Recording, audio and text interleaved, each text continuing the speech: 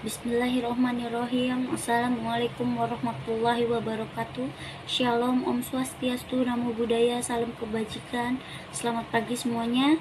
Salam sejahtera bagi kita semua. Pertama-tama marilah kita panjatkan puji dan syukur kehadirat Allah Subhanahu wa taala yang telah memberikan kita rahmat dan hidayahnya sehingga masih diberikan kenikmatan kesehatan hingga saat ini. Sebelumnya, perkenalkan, nama saya Puput Amelia Saputri. Saya dari kelas 1B Fakultas Kesehatan, Prodi D3 Keperawatan, Universitas Harapan Bangsa Purwokerto.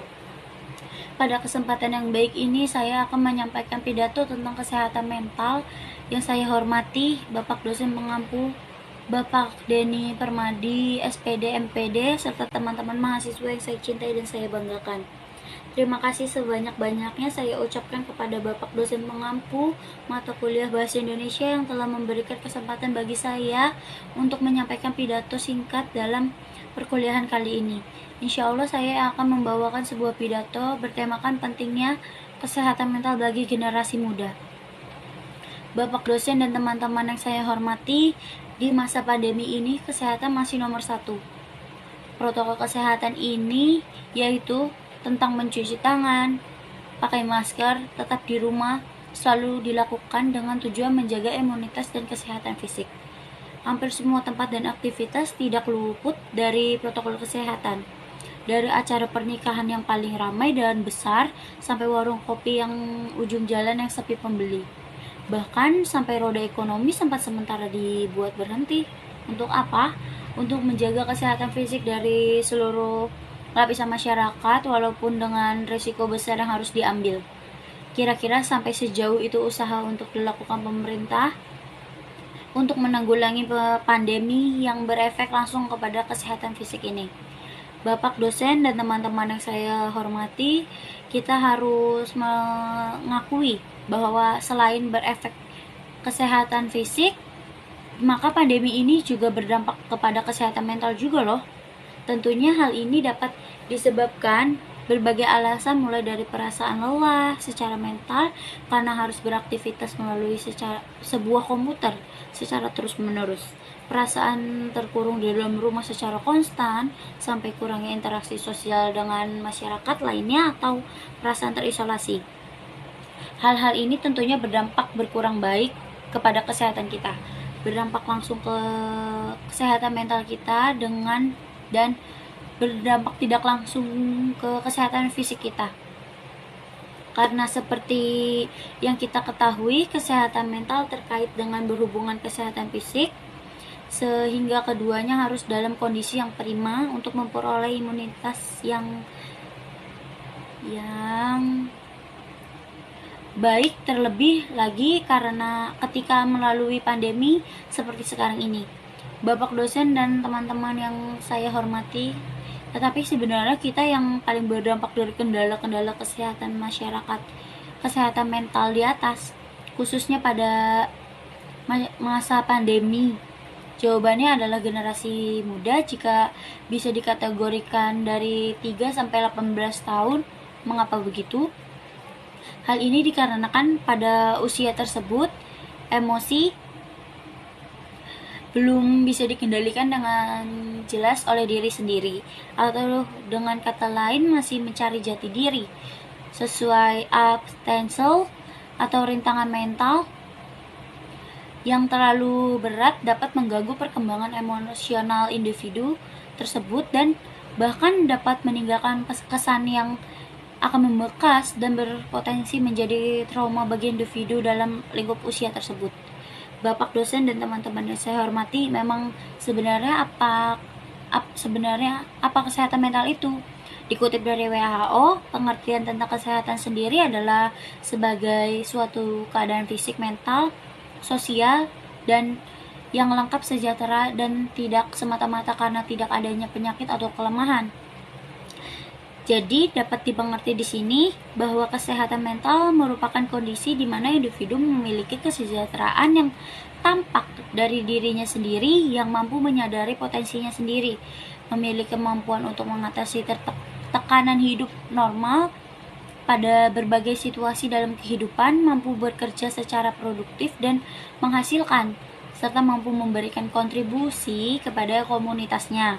Lalu, kembali ke poin sebelumnya, mengapa saya mengaplikasikan bahwa pemerintah perlu memberikan perhatian lebih kepada kesehatan mental generasi muda, terlebih lagi pada masa seperti ini. Hal itu dapat dijawab melalui sebuah hasil riset dari Kementerian Kesehatan pada riset kesehatan dasar atau Rikesdas 2018, di mana ditemukan kenaikan sebesar 50% dari hasil sebelumnya, yaitu Rikesdas 2013 terkait dengan masyarakat di bawah usia 18 tahun yang menunjukkan prevalensi depresi.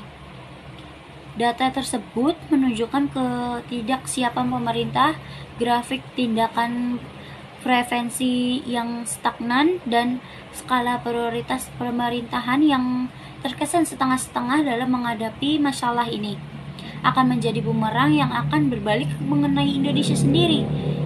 Jumlah individu yang membutuhkan pertolongan mental terus bertambah, namun indikasi pemerintahan akan menganggap serius masalah ini belum kunjung nampak. Bapak dosen dan teman-teman yang saya hormati, sebenarnya apa saja yang dapat pemerintahan dan tentunya kita sebagai masyarakat dapat melakukan untuk membantu kenaikan problematika ini? Konsep utama menjadi kunci dan menanggulangi masalah kesehatan mental adalah membuat lingkungan di mana generasi muda tumbuh dan berkembang menjadi lingkungan yang nyaman untuk mereka bereksplorasi, yang membuat mereka nyaman. Bukan berarti sekitar mereka harus mewah dan bagus, namun individu yang masih muda diberikan ruang baik secara fisik dan mental untuk mengenai diri mereka masing-masing serta untuk mengeksplor apa bakat dan minat mereka. Konsep komplementer dari yang sebelumnya adalah dengan memberi individu-individu muda ruang untuk bercerita dengan kita sebagai pendengar. Dengan begitu mereka tidak akan segan untuk meminta bantuan ketika mereka mengalami masalah, baik itu masalah eksternal maupun masalah internal dalam diri. Jika memungkinkan, kalian juga dapat bersosialisasi dengan kegiatan masyarakat atau kegiatan sosial. Jangan lupa untuk selalu menghargai diri sendiri, selalu bersyukur apa yang telah diberikan Tuhan kepada kalian, dan apa yang terakhir yang paling penting, jangan lupa untuk beristirahat. Pastinya kita memiliki standar atau kemampuan akhir sehingga kita harus beristirahat setelah melakukan aktivitas. Mari kita bersama-sama menjaga kesehatan baik secara fisik maupun secara mental. Mungkin itu saja yang dapat saya sampaikan. Semoga dapat bermanfaat dan juga dapat menambah wawasan pengetahuan kita semua. Bapak dosen dan teman-teman yang saya hormati, sekiranya seperti itu pidato singkat yang dapat saya sampaikan. Semoga kita semua dapat membentuk para generasi muda dengan mental yang sehat, jujur, serta beriman. Suka atau tidak, generasi muda lah yang akan menjadi tulang punggung Indonesia di masa mendatang. Maka dari itu diperlukan kontribusi kita untuk membantu membimbing generasi muda Indonesia. Semoga ada manfaat dan ilmu yang diselipkan dalam pidato singkat saya pada kesempatan ini.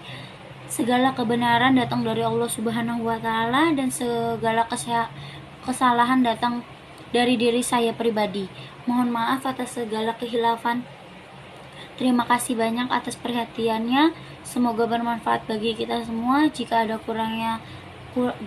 kurang lebih, saya mohon maaf. Akhir kata, billahi taufik wal hidayah. Wassalamualaikum warahmatullahi wabarakatuh.